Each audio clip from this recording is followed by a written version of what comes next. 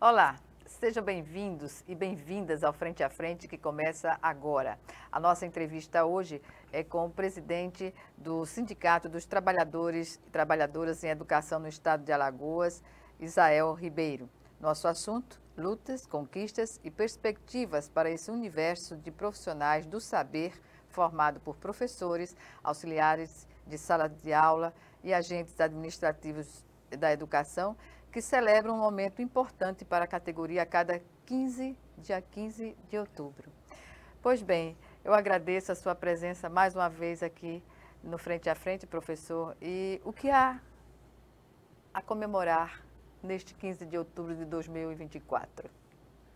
Então, sempre quero primeiramente dizer que é uma honra estar aqui, Gorete, no Frente a Frente, mais uma vez, para dialogar não só com profissionais da educação, mas com toda a sociedade alagoana e de outros estados que acompanham através desse importante canal de comunicação. O 15 de outubro é uma data muito importante. Primeiro, uma data de celebração, onde nós estamos aqui para dizer que a classe docente é uma classe que planta e semeia esperançar e resistência no dia a dia, porque vivemos enfrentando as adversidades cotidianamente. É necessário se reinventar. E o esperançar é, acima de tudo, fazer valer no presente. A gente falava antes da entrevista começar, né, que a educação é uma área de alta complexidade, né? Muitas ações que vão na transversalidade até de outras secretarias, né? Mas as mudanças que surgem desse trabalho são quase que imediatas também, né? E isso dá, digamos assim, uma motivação ainda maior para se envolver nas questões da educação. Isso, nós temos verdadeiras guerreiras e guerreiros que trabalham para construir uma sociedade mais justa, com sujeitos de direitos que possam, de fato, estar mudando a nossa realidade a partir de uma perspectiva que seja democrática, inclusiva, laica, e essa é a nossa missão. Apesar das dificuldades, não é fácil ser docente nos dias atuais, por diversos motivos.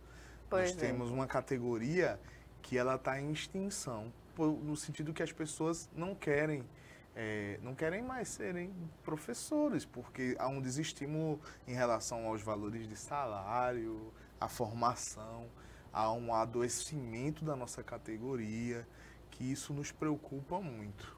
Sobretudo num país em desenvolvimento como o Brasil, né? Sim, nós precisamos que continental, as políticas incentivem para que as pessoas queiram, de fato, voltar a essa profissão, que é a mãe das profissões, para que possam, de fato, dar continuidade a esse processo de desenvolvimento do nosso Estado, do nosso país. Pode ter certeza, Gorete, que em qualquer escola do Estado, onde alguém estiver desenvolvendo algum projeto pedagógico, tem investimento pessoal do professor, da professora. Os professores que estão nos assistindo, as professoras que estão nos assistindo sabem. Vai fazer uma feira literária, tem dinheiro lá da professora e do professor, dinheiro de salário. Eu quero fazer uma aula inovadora. Esse professor, essa professora vai precisar colocar a mão no bolso. Então, assim, nós precisamos dessas ferramentas para trabalhar. Mas nossa função é uma função tão humana que aí a gente acaba se envolvendo, como a gente estava conversando anteriormente, acaba se envolvendo de tal forma que muito ali da força e dos recursos saem também da remuneração e do bolso dessa trabalhadora e desse trabalhador. Então, é uma entrega completa, né? É como eu estava falando, é uma profissão que você viaja, posso ir para o outro lado do país, você encontra alguém que diz, professor...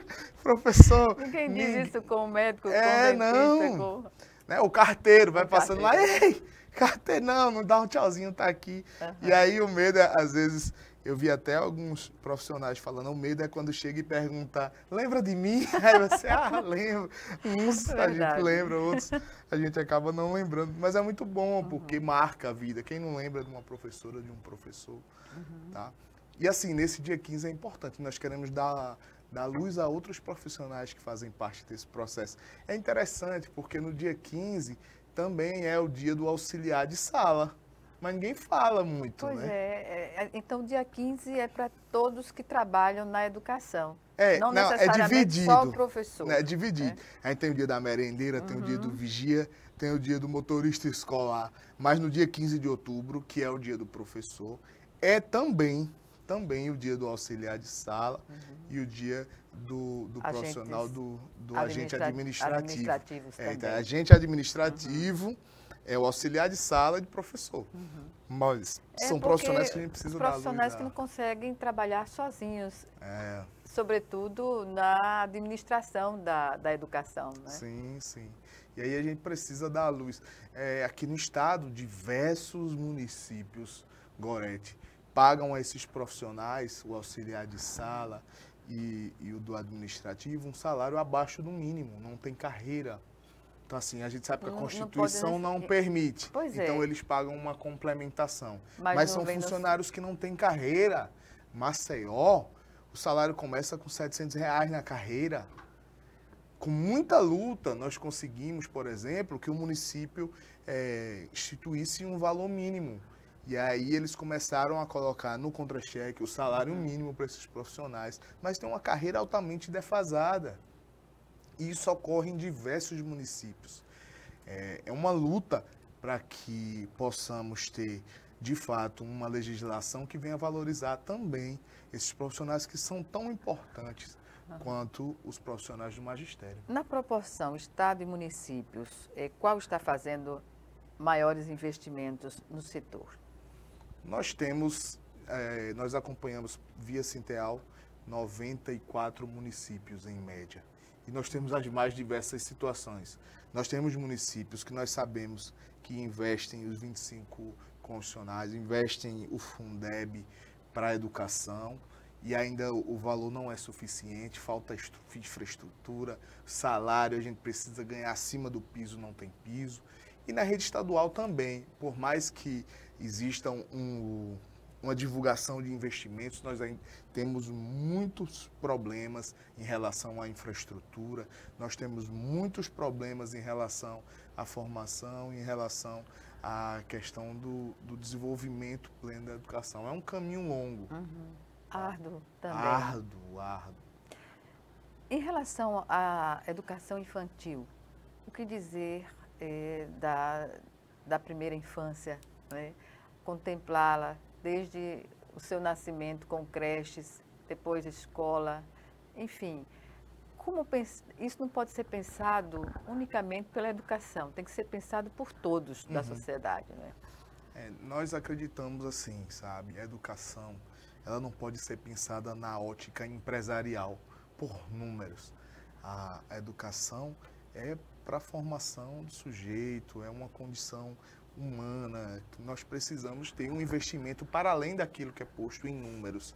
E devido a investimentos do Fundeb, do novo Fundeb, sobretudo, alguns municípios estão investindo na primeira infância, na construção de creches, porque isso gera valores que serão implementados com recursos do Fundeb, e aí começaram a ter um olhar. Mas isso é uma pauta antiga nossa, nós temos agora os planos municipais que estão chegando ao final de sua vigência, todos com metas para a construção de creches, para o atendimento das crianças. Nós queremos aqui, por exemplo, em Maceió, tem uma demanda de mais de 40 mil crianças que ainda estão fora, precisando de vagas em creches. Na educação infantil? Na educação infantil.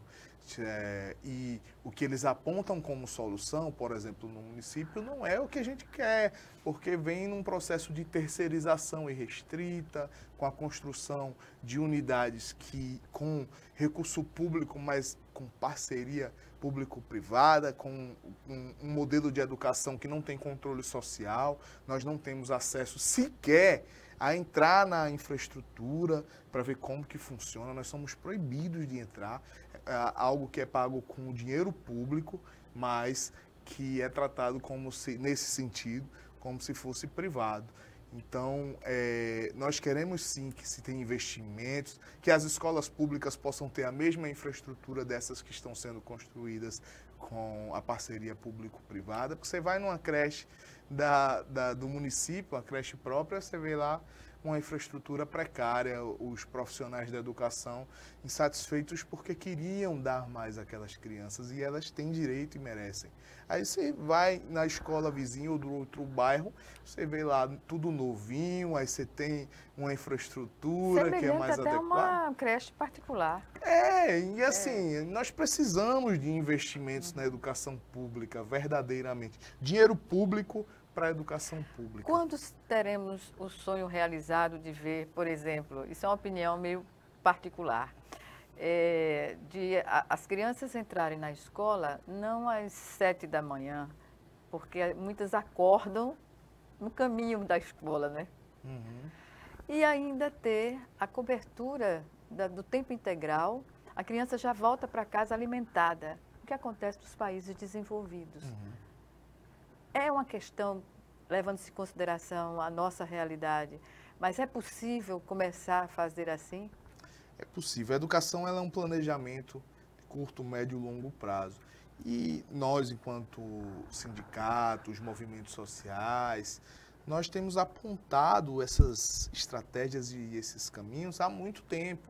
Nós temos os planos estaduais de educação em todo o país, nós temos o Plano Nacional de Educação, os planos municipais, que trazem as metas e trazem as estratégias para que esses sonhos possam ser realizados. Acontece que muitos governos não veem a educação como prioridade. Falam que a educação é prioridade apenas nos palanques. Quando descem dos palanques, esquecem a educação pública. E aí só voltam a discutir a educação no próximo período eleitoral.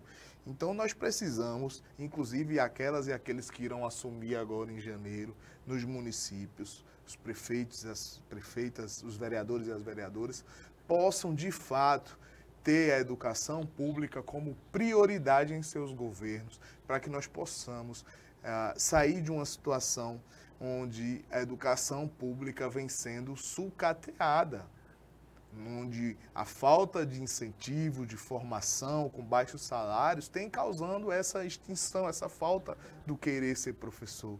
Nós queremos que as crianças possam enxergar como é uma carreira que é muito boa, que é satisfatória, que possa trazer essa alegria e esse desenvolvimento pessoal para quem deseja exercer.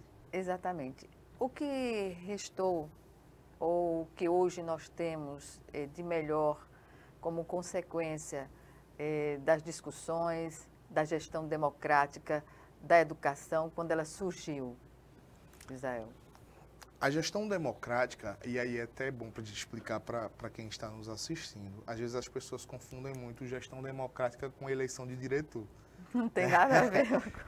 A eleição para diretor, para diretora, ela faz parte desse processo. Da gestão. Faz parte da gestão democrática, porque é a escolha do gestor através da comunidade. Mas nós temos etapas que antecedem essa eleição, que é a criação dos conselhos escolares, que possam discutir através das dimensões pedagógicas, administrativa, financeira, que a escola tome pé do que está acontecendo, que possa definir calendário, que possa entender quais são as prioridades, os recursos, onde que vai ser investido. Isso é muito importante, trazer a comunidade, fazer com que ela possa se sentir pertencente àquela unidade de ensino, trazer a família para a escola, não só quando tem um problema, aí só chama o pai quando tem um problema do menino lá e diz, vem cá, mas não, tem que chamar também, quando só chegou um recurso, vamos discutir junto com o conselho, está na hora de eleger os nossos pares. Isso é um exercício da gestão democrática. Claro, e aí a gente precisa fazer, inclusive, nesse processo, que possa dar uma conotação extremamente diferente dos vícios da política partidária ou das eleições, onde a gente vê coisas que não deveriam acontecer. Então, é nesse espaço escolar que a gente pode dizer, existem outras formas de se fazer política construtiva, e a gente pode melhorar junto. Então, acredito que ao longo desse período nós avançamos, mas temos muito ainda a avançar. Nós precisamos acabar com cabides eleitorais que existem aí afora. Nós temos ainda muita prática de indicação de grupos políticos para cargos, onde nós deveríamos priorizar os concursos públicos. Então, isso acontece muito no interior, né? Infelizmente, o clientelismo, desculpa, o clientelismo ainda está muito forte no interior, com as indicações dos vereadores, dos grupos, para educadores e educadoras. Mais uma dica, senhores prefeitos e prefeitas que irão assumir 1º de janeiro. Esqueçam as escolas para pagar suas dívidas políticas. Lugar de escola é para priorizar uma educação que seja significativa para as pessoas. Lá não é lugar de se pagar dívida política com indicação, com clientelismo. Vamos fazer uma educação de qualidade para o nosso estado de Alagoas. Fica a dica. Bem, vamos chamar agora o nosso primeiro intervalo e o Frente a Frente volta em 1 minuto. Até já.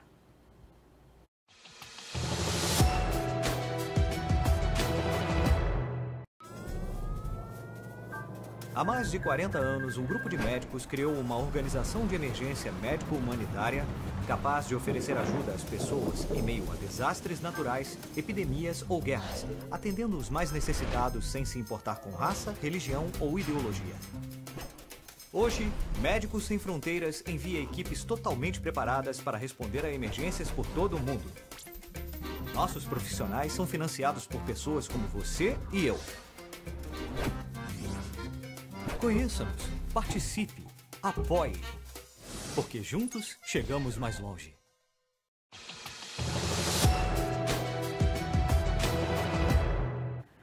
De volta com o Frente a Frente, que hoje recebe o professor Isael Ribeiro, ele que é presidente do Sinteal, o Sindicato dos Trabalhadores e Trabalhadoras em Educação no estado de Alagoas. Professor, o que falta para a implantação do PCCS, que é o Plano de Cargos, Carreiras e Salários na educação pública? Nós avaliamos que a reformulação do PCCS aqui no estado de Alagoas foi uma vitória, porque nós conseguimos, para além de preservar os direitos, ampliar, na contramão do que vem acontecendo em outros estados, onde o desmonte ele é absurdamente claro e tem ocasionado diversos conflitos entre trabalhadores da educação e governos. Aqui nós conseguimos preservar os direitos e avançar. Porém, nós temos alguns pontos, alguns gargalos que precisam ser resolvidos e a luta é para que isso possa ser feito ainda nesse ano de 2024. Por exemplo, a reformulação do difícil acesso e difícil lotação. O professor, a professora, o trabalhador em educação em geral, que mora em área de difícil acesso, ou que, aliás, não que mora, mas que trabalha em área de difícil acesso, aquele professor, professora, o profissional da educação que trabalha na escola do campo, na escola indígena, ele tem direito a um valor. A um percentual? É um valor fixo mesmo. Que hoje, esse valor é de R$100. Na verdade, há 23 anos, esse valor é de R$100. E nós conseguimos uma alteração. Para que esses valores fossem reavaliados e feito um novo cálculo. Porém, ainda não conseguimos a implantação. As pessoas estão recebendo R$100. Esse é um ponto que a gente está cobrando muito para que seja implantado. E outra questão, inclusive foi discussão em outros estados aqui, o pessoal, poxa, vitória de Alagoas, e agora acendeu a luz, nós estamos discutindo com o governo, em relação às progressões. Nós conseguimos aqui, Gorete, que o professor, eu falo de professor porque teve concurso anterior, faz tempo que não tem concurso para os demais profissionais, mas o professor que entrou no concurso e está no estágio probatório, ele, após a publicação do novo PCC, ele poderia pedir a sua progressão. Então, eles entraram com nível superior, mas poderia ir para o mestrado, poderia ir para o doutorado. E recentemente saiu um parecer da Procuradoria-Geral do Estado pedindo a revogação dessas portarias, por entender que esse servidor não poderia migrar do nível 1 para o nível 4, tipo, da graduação para o doutorado. E que ele precisaria fazer uma especialização. Não existe isso. Como que eu vou pedir para um professor que é doutor para voltar para fazer uma especialização? Não tem lógica. Né? Então, nós esperamos, já conversamos com a assessoria, estamos aguardando, espero que nos próximos dias possa ocorrer uma reunião com o governador, com a Secretaria de Educação, que tem nos apoiado nesse sentido também, tem esse entendimento, a professora Rosiane tem se colocado muito assim, aberta a discutir esse tema. O diálogo existe, né? E entende que é uma demanda que precisa ser resolvida. A educação, ela é diferente de diversas outras áreas e nós precisamos ter esse olhar. Agora nós temos diversos profissionais que estão apreensivos, estão recebendo como mestres e doutores e vendo a possibilidade de voltar para a graduação para ter que fazer um curso, porque não há impedimento de você fazer um curso de mestrado, você não precisa fazer uma especialização curta para fazer um mestrado, você pode ir direto para o mestrado, pode ir direto para o doutorado, não tem problema. Então nós queremos que isso também seja espelho do nosso plano e tenho certeza que essa demanda será resolvida nos próximos dias. E outra questão do PCC, que essa, inclusive, quero mandar um abração para as nossas companheiras aposentadas e aposentados aqui do estado de Alagoas, é que quando houve a alteração do plano, o valor mudou na tabela e profissionais que trabalharam 30 anos, eles olham para a tabela e veem os seus salários como se tivessem trabalhado apenas 25 ou 20. Então, nós temos travado uma grande luta. Para não haver perda, né? Para que esses profissionais possam receber conforme o seu tempo de trabalho, o seu tempo de serviço. Tempo real. Claro, então é uma luta nossa. Esse é um ponto que está na ordem do dia do nosso sindicato. Nós fizemos uma grande campanha por respeito e valorização ao aposentado e ao aposentado, porque foram essas trabalhadoras e esses trabalhadores que construíram a educação pública alagoana. Em relação ao Fundef, aos precatórios do Fundef, o que falta? Precatórios do Fundef é uma pauta que todo mundo gosta. É dinheiro, né? Nós participamos dessa luta já há um tempinho. Nós, o Sinteal, estivemos em uma reunião que o governador foi na AGU com o ministro Messias para pactuar o acordo de pagamento dos precatórios do Fundef. É um pagamento que ocorrerá em 3 parcelas. Assim, na verdade, a primeira parcela já foi creditada e paga aos profissionais do magistério. Nós temos alguns casos de professoras e professores que não receberam, alguns herdeiros que ainda irão receber, mas que estão seguindo o rito de uma portaria que foi publicada. Muita gente já recebeu. E agora, até o final do mês, de acordo com o governador, até o final de outubro, os funcionários de escola irão receber também com os juros. E quer dizer, Gorete, foi uma vitória nossa do sindicato, porque nós cobramos ao governador. Na verdade, num primeiro momento, o governador tinha sinalizado que queria contemplar os funcionários, só que aí quando veio o projeto, veio com um veto da PGE para que não contemplasse os funcionários. Nós discutimos em assembleia e aí foi conversado tanto com o governador Paulo, com o Ronaldo Medeiros e os diversos deputados daqui da Assembleia. O presidente também ajudou nessa negociação e nós conseguimos incluir os funcionários para receber a partir dos juros dos precatórios do Fundef. Então, todos os profissionais que trabalharam de 98 a 2006 serão beneficiados com os precatórios do Fundef. Eu sei que muita gente queria receber muito mais dinheiro. As pessoas, porque quando a primeira parcela foi é uma expectativa que 337 milhões. Só que aí dos 337 milhões, 40% é para infraestrutura, para manutenção pré-definido, né? Aí foi deixado um valor de 15% para essas demandas que surgem, as pessoas que não apareceram o nome. E aí foi feito um rateio com base no tempo. Quem trabalhou um mês recebeu um mês, quem trabalhou todo o período recebeu referente a todo o período.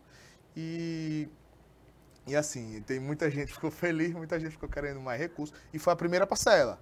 Então, você que recebeu a primeira parcela ainda vai receber mais duas. Tá? Professor, quais são os principais desafios para os agentes administrativos no contexto do ensino? Então, nós pontuamos aqui no primeiro momento que essa luta em defesa da carreira, tá? Que precisa ser revista. Nós estamos, em âmbito nacional, lutando para que seja estabelecido um piso nacional, tá? E aí não só para os agentes, mas para todos os funcionários de escola. Então, você tem um piso, assim como tem um piso do magistério. Um piso para esses trabalhadores. Para esses trabalhadores. O primeiro projeto, ele surge com a perspectiva de ter 70% do valor do piso do magistério para os funcionários.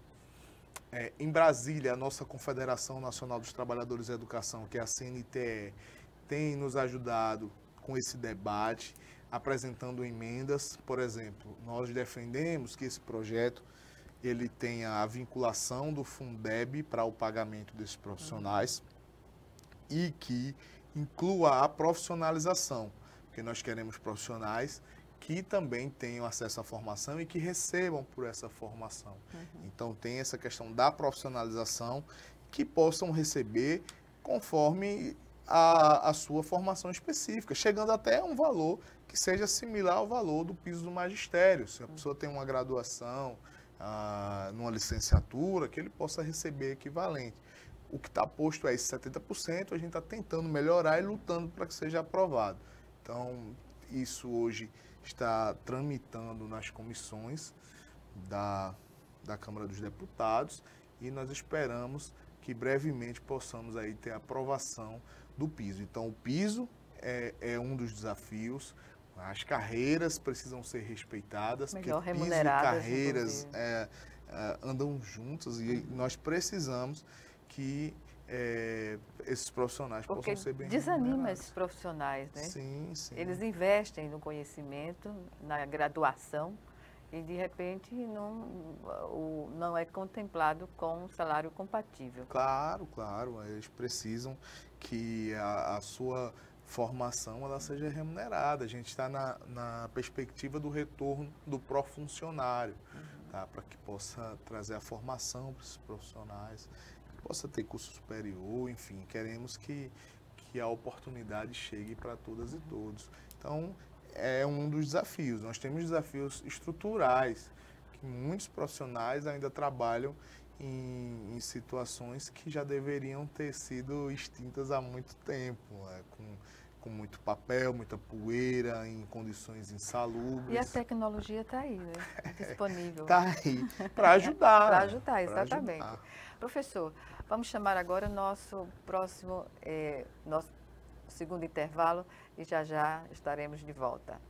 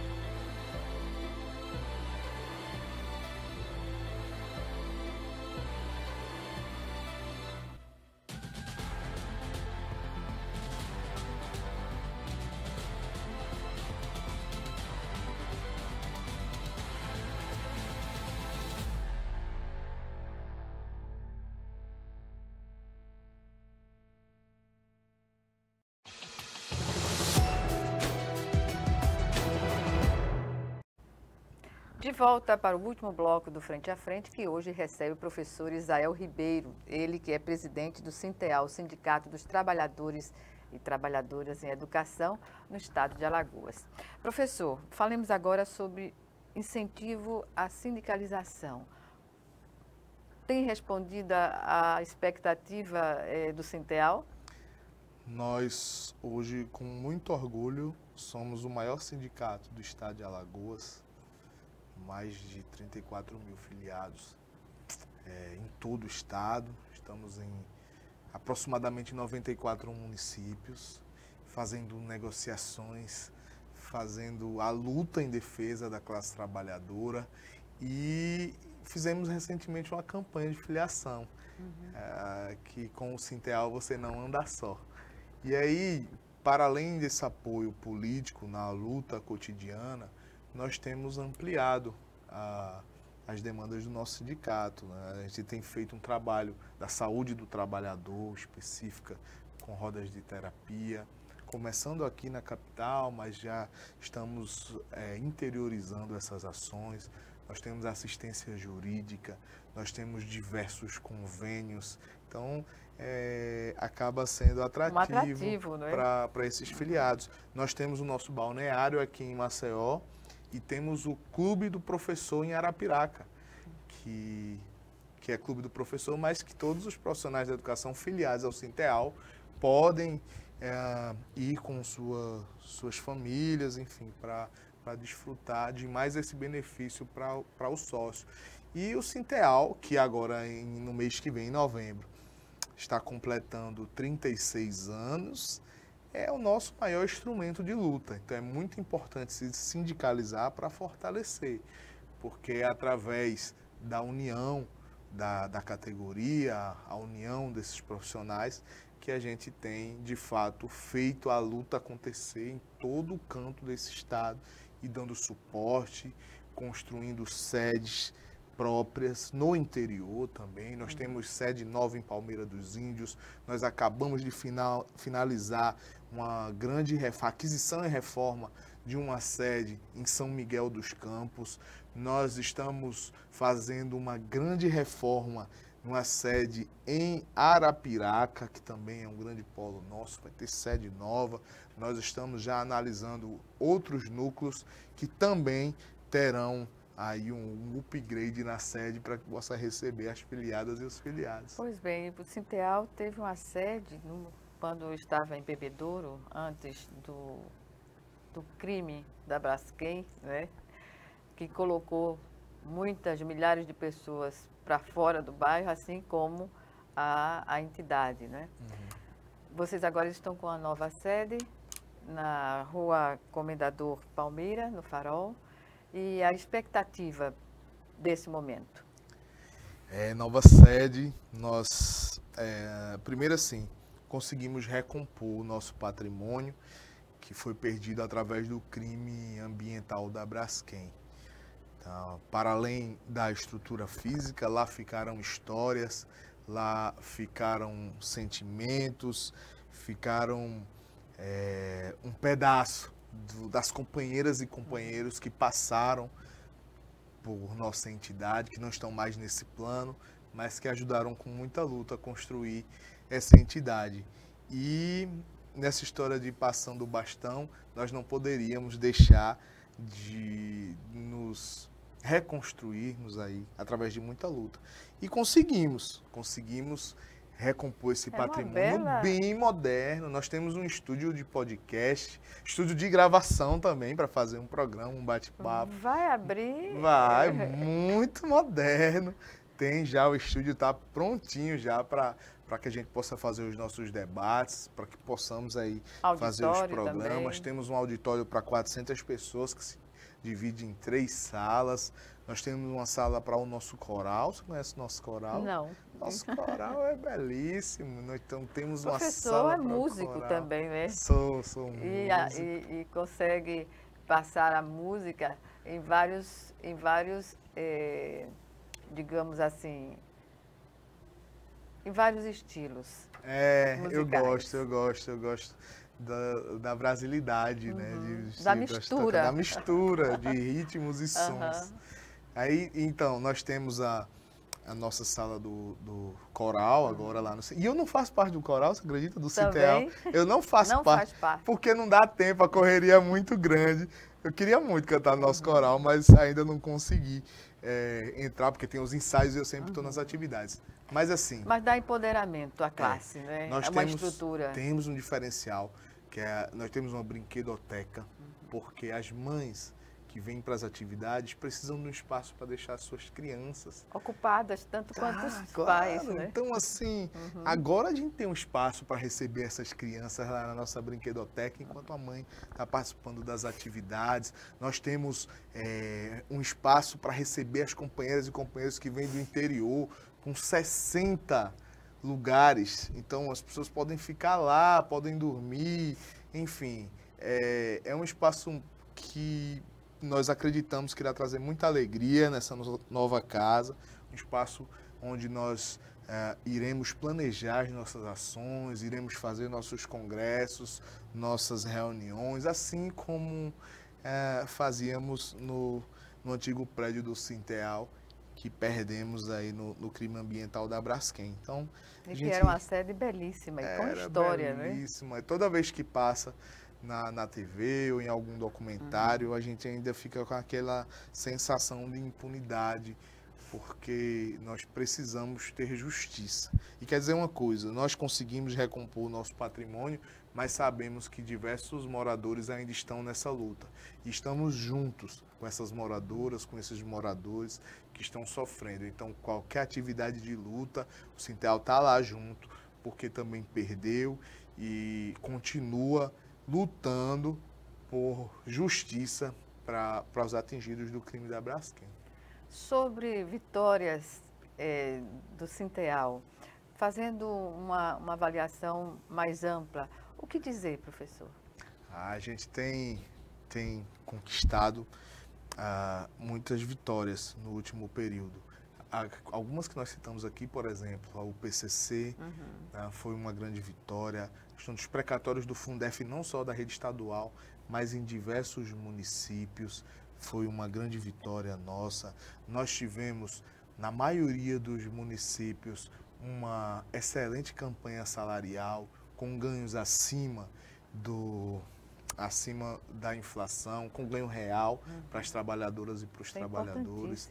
Então, nós iremos fechar o balanço de 2024 com diversas atividades positivas. Nós fizemos a nossa primeira conferência educacional do Sinteal, uma conferência que traçou os caminhos e as perspectivas para a educação local e com uma leitura do que acontece na conjuntura nacional e internacional no âmbito da educação. Nós temos, até o final do ano, já pensando na organização do nosso congresso, que acontecerá o ano que vem, o Congresso do Sinteal. Então, nós estamos nos organizando. Bem articulados, né, professor? E a luta não para, né? A luta não para. Continuamos lutando para que possamos conseguir os enquadramentos do ponto de vista da questão econômica e da valorização dos profissionais, mas também, como eu falei, ampliar a questão da saúde do trabalhador, que é uma classe que tem adoecido muito, muita pressão. Cada vez mais os nossos profissionais estão adoecendo e precisam de ajuda, estão clamando por socorro. E a gente tem buscado forças e estrutura para ajudar esses profissionais. Doenças recorrentes ou decorrentes da atividade, professor? Sim, nós temos uma cobrança muito grande, sobretudo após a pandemia, onde veio a questão da digitalização, dos mecanismos de controle através de planilhas, a cobrança. Existe uma cobrança excessiva por resultados, muitas vezes sem a infraestrutura adequada, salas superlotadas, e não existe nada mais angustiante do que você ter uma sala com 50 alunos que precisam da sua ajuda para alfabetizar, por exemplo, Qual é e o você ideal, não professor? conseguir.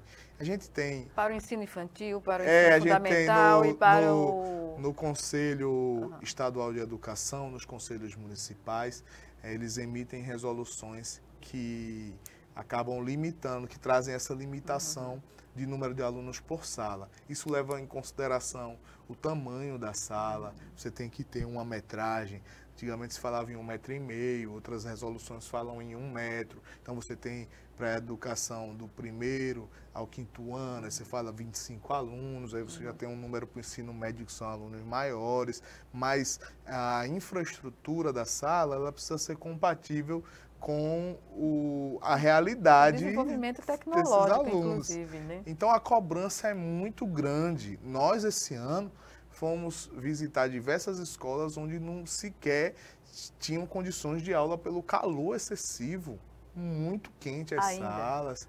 E aí, nós sabemos que nós estamos num processo de aquecimento global. Então, cada vez mais, as salas ficam mais quentes, com mais alunos, e os nossos profissionais adoecendo por essa pressão. Dificilmente dizem, eu vou dizer um negócio aqui, dizem que tem 3 coisas que o professor, se não teve, vai ter ainda. Vai ter que ir numa greve, tem que ter um consignado, tem que tomar Rivotril. O nosso povo tá tudo tomando de Rivotril para cima, porque assim, tem sido muita pressão. As tensões. Muita pressão. O número, a gente fala em 66% dos profissionais da educação pública, numa pesquisa recente da CNTE, estão afastados da sala de aula, e esse número tende a crescer, porque não tem condição mais. Ou seja, afasta-se das salas de aula e ainda faltam professores para dar resposta às novas escolas que surgem, né? É uma situação difícil de ser resolvida. Isso tem que haver uma discussão global nesse sentido, não, professor? Sim, precisa que os governos, trabalhadores, priorizem a saúde do trabalhador. A gente há alguns anos, nós estamos incluindo nas nossas pautas, nas mesas de negociação, a necessidade de se estruturar uma política de saúde do trabalhador. Porque os profissionais, não só do magistério, mas os profissionais que trabalham em geral na educação, estão adoecendo. Se você está numa secretaria, tem muita demanda, muito papel, é para hoje, tudo é para ontem, não pode. Se você está na sala de aula, você precisa entregar relatórios, mas sequer eles lhe dão um computador, internet, e aí a cobrança é para hoje, e aí você tem que atingir, deixou de se ter o objetivo da aprendizagem significativa para ter o alcance das metas nacionais estabelecidas, e isso é uma angústia muito grande. Nem sempre a escola que tem permanente, né? Nem sempre a escola que tem uma melhor nota no IDEB é uma escola que tem uma aprendizagem significativa, que tem infraestrutura. Tem escola que você vai e diz, tirou uma nota boa no IDEB, mas não tem um banheiro para o profissional. Ou então não tem um banheiro adequado às crianças. Ou a cozinha não tem um padrão que deveria ter. Ou falta água potável. E um padrão único para as escolas, né? Facilita até do ponto de vista da construção dessas unidades.